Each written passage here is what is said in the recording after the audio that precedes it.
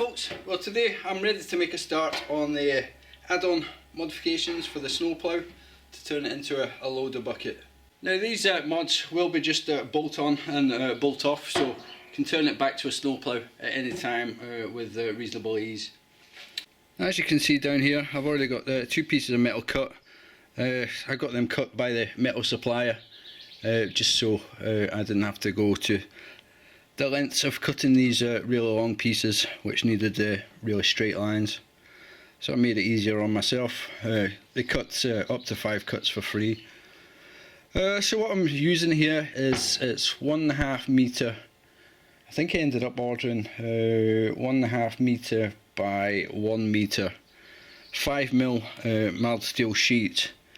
In hindsight, I probably would have gone with 4mm and used extra reinforcement because this is quite a heavy piece of metal. We'll see how this works out. The way this bottom piece is going to fasten on is this piece here is going to be welded along the back there, and then this piece is going to be drilled, and we're going to utilise the holes that are already in the plough blade for the plough scraper bar. So we can use that as a template to mark up this. And I think that's going to be the first job, is to get these holes drilled, and then I can get this bolted in place, and then I can figure out how I want to set this large plate on the bottom. So the overall size of that bottom piece is 33 centimetres by, as far as I remember, 150. Yeah. 150 right there. And as I said, 5mm thick. So the first job I've got to do, as I said, is drill that back support bar. So we'll get that measured out, marked up, and prepped for drilling. Right, so I've got that positioned on the blade now. It's about 4mm from the end, either end. You can see 4mm, and I'm also leaving a bit of a lip below the snowplow blade so this doesn't get dragged along the floor at any point. So that's about 1.2 centimetres. Not really important. I was going to do it 1 centimetre, but that was just for evens' sake. So next, what I'm going to do is going to go through each one of these with my transfer punch.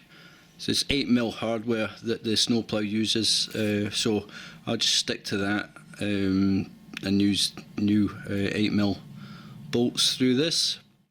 So I've got this marked up to show which way around it is, just in case there's any variance in the way the holes have been drilled in the actual snowplow, so that I always get it the right way around and fitting in the right place. To mark it up, I've been using this welder's pencil, which I find works really well, and really it's visible and it stays on. The mark stays pretty legible for a long time. Now to mark up the holes, I'm going to find my 8mm transfer punch and use that through the holes from the back and just give it a little tippy tappy, and that should mark the centre of all these holes.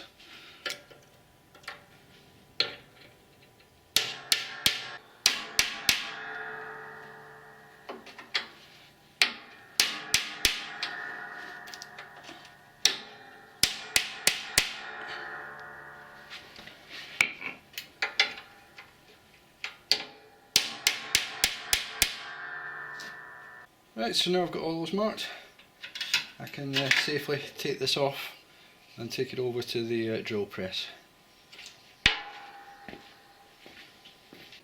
Right, so instead of using my drill press in its usual position over there on that cluttered workbench, I've moved it over here onto the big table so I can sit this piece of metal on top of the vise and level it up, just so that this hole is guaranteed to go straight through rather than at a slight angle, which would suck for getting bolts through both pieces of metal.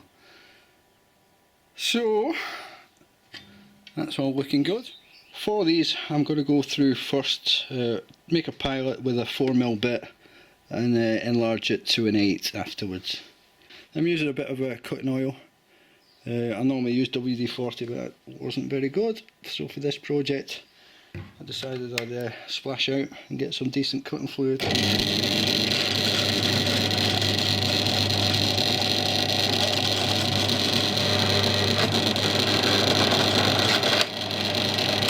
There you go, I like butter. So I'll just get on and drill the rest of these.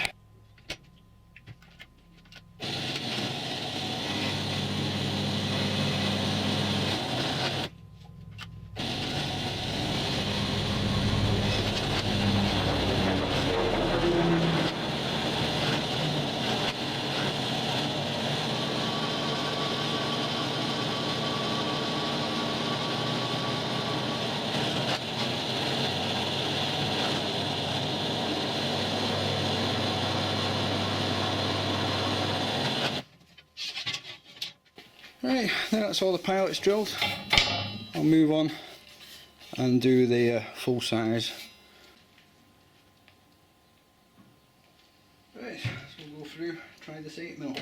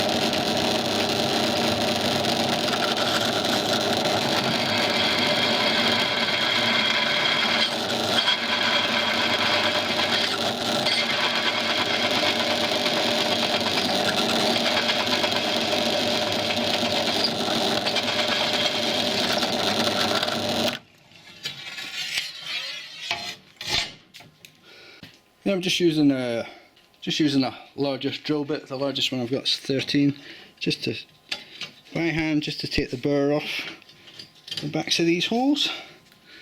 This seems to work alright. It just takes the burr off, makes it a bit safer to handle. Well, well, well. 8 holes drilled and every single one of them lined up alright. That's unlike me. I normally have to do at least a bit of filing.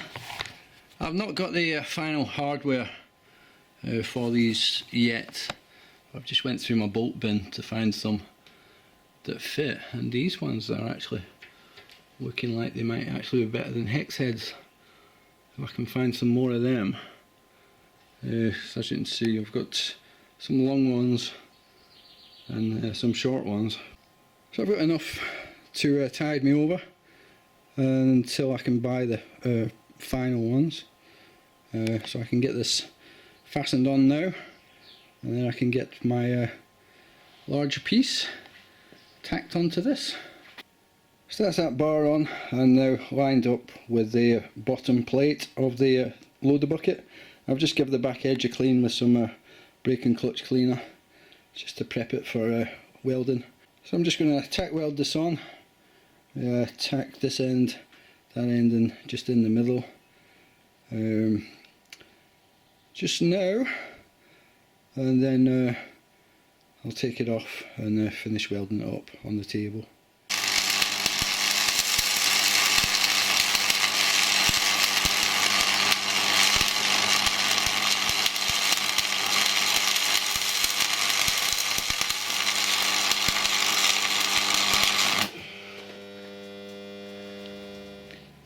so I've got that tacked on 3 places. Now I'm going to get it up on the bench and finish welding it.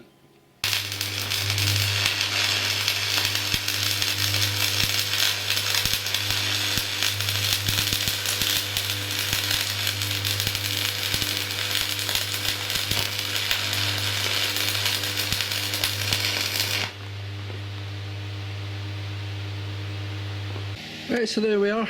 That's the back piece all welded on. It's did not a too bad job. I think I got at least some penetration on there, so looks not too bad. Only time will tell if it snaps first time I use it.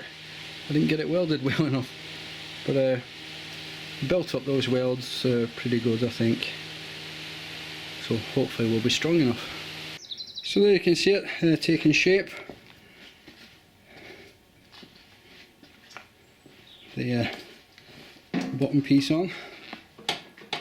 Obviously that's going to be locked off. Those springs at the back there will be taken off, and it will be held more solidly. So the weld feels like it's going to be strong enough. No flex in that. Oh yeah. So I think that'll do me for today. I'll come back to it probably tomorrow and hopefully get on with a bit more. I've got to put some sides on here, so I need to cut some pieces for that. And I was just going to use angle iron, but I think I might just weld the sides on, seeing as how well they went. So that's it for now. Thanks for watching.